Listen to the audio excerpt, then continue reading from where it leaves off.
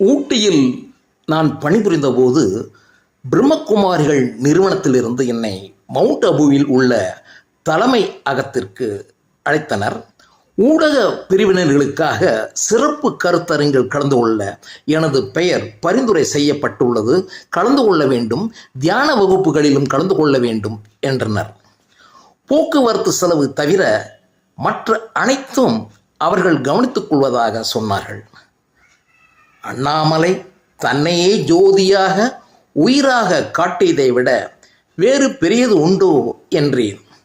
அதற்கு வந்த பிரம்மகுமாரி அவர்கள், அண்ணாமலை அனுபவம் கண்டீர்கள், ஊட்டி மலை அழகை பார்த்தீர்கள், மவுண்ட் அபுவின் அனுபவத்தையும் பார்க்கலாம், பாபாவையும் உணரலாம் என்றார்கள். தானாக வரும் அருளை ஏன் தவிர்க்க வேண்டும் என எண்ணி ஒப்புக்கொண்டேன்.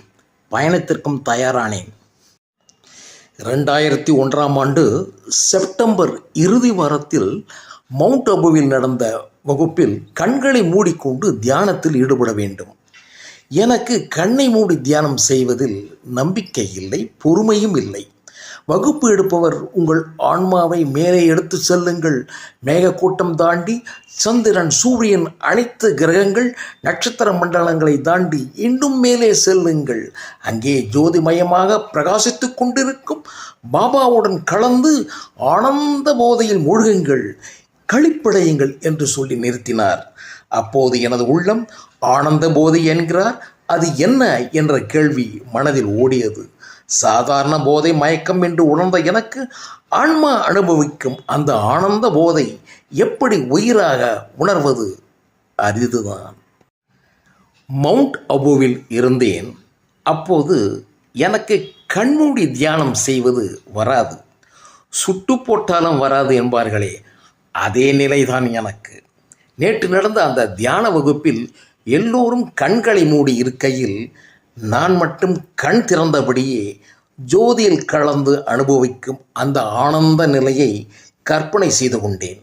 அதையும் அனுபவிப்பதாகவே நினைவில் நிறுத்தினேன். அன்று மதியம் உணவு முடித்து பாபா நினைவகம் மற்றும் கண்காட்சி கண்டோம். அங்கே அந்த வருடத்தில் 2001 செல்போன் யாரிடமும் இல்லை. ரேடியோ, தொலைக்காட்சி, பத்திரிகை அவைகளும் அங்கு இல்லை. எஸ்டிடி பூத் மட்டும் உண்டு. இரவில் வீட்டாரிடம் பேசலாம். அன்று இரவு ஒருவர் பூகம்பம் வந்திருக்காம் என்றார். மவுண்ட் அபுவில் தியான வகுப்பு முடித்து இரவு உணவு சாப்பிட்டு கொண்டிருந்தோம்.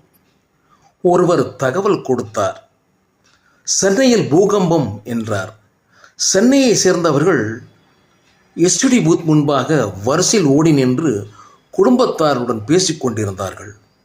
நானும் அங்கு சென்று வரிசையில் நின்றேன். பிறகு எனது பையனுடன் பேசினேன். என்னப்பா, சீக்கிரம் சொல்லு, வீடு ஷேக்காச்சு, நாங்கள் நாய்க்குட்டியுடன் வீட்டை பூட்டிவிட்டு தெருவில் பாதுகாப்பாக நிற்கிறோம் என்று சொல்லிவிட்டு ஃபோனை கட் செய்துவிட்டு போய்விட்டான். எனக்கு கவலை சுற்றி கொண்டது. நாம் எதுக்காக இங்கு வந்தோம் தேவையில்லாமல்? அவங்க அங்கே எந்த நிலையில் இருப்பார்களோ என்ற கவலை அன்று இரவு என்னை தூங்க விடாமல் செய்தது. அடுத்த நாள் சென்னை பூகம்பத்தால் பாதிப்பு ஏதும் இல்லை என தகவல் தெரிந்தது. இன்று வகுப்பு முடிந்தவுடன் என்னோடு தங்கிய அனைவரும் முன்னதாகவே பக்கத்தில் உள்ள ஊர்களை சுற்றி பார்க்க சென்று விட்டார்கள். நான் மட்டும் அந்த ரூமில் தனியாக இருந்தேன்.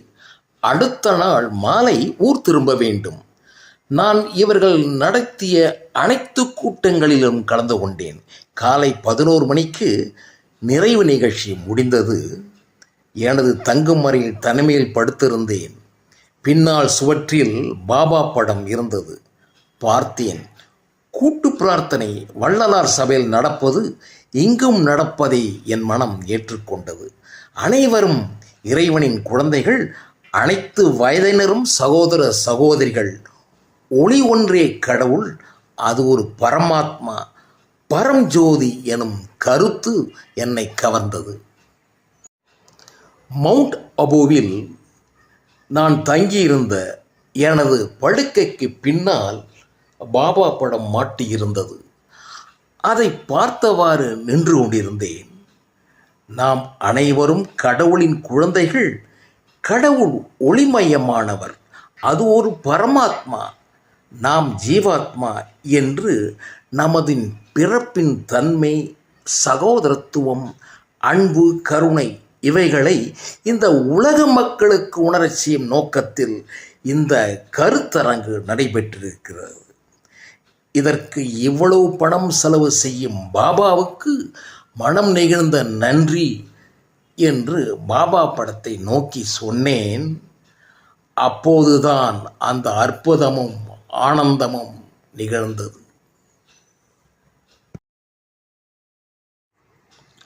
மவுண்ட் அபுவில் நான் தங்கிய அறையில் பாபா படத்துக்கு நன்றி சொல்லி மதிய உணவுக்கு கிளம்பினேன். அப்போது திடீரென எனது உடல் முழுவதும் இன்பமான அதிர்வு ஏற்பட்டது.